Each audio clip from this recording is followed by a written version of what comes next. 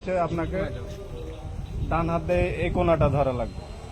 এই যে দেখেন হচ্ছে এই পয়েন্টটা দিয়ে হচ্ছে ঘাড়ের উপরে এভাবে ফালাই দেবেন। ফালাই দেওয়ার পরে আর হাতটাকে সুন্দর করে এভাবে দিয়ে দেবেন। দেওয়ার পরে এখানে একটা থাকবে, এই নিয়ে সুন্দর করে এখানে হচ্ছে একটা রিপ নট দেবেন। ডাক্তারি যেটা আমরা বলে থাকি, এই রিপ নট দেওয়ার পরে হচ্ছে সুন্দর করে জিনিসগুলো ঢুকাই দিবেন যাতে দেখা না যায়, ভালো দেখা যায়। এই হাতটা সুন্দর করে টান করার পরে এই জিনিসটা সুন্দর করে টান করে নিয়ে এসে এখানে সুন্দরভাবে ভাঁজ করে দিয়ে এখানে একটা সেফটি পিন দিয়ে দিতে হবে যাতে হচ্ছে যে এটা ঝুলে না থাকে। এটা সুন্দর করে হচ্ছে বাইরে দিতে হবে। এটা হচ্ছে লার্জ আর্ম সিলিং।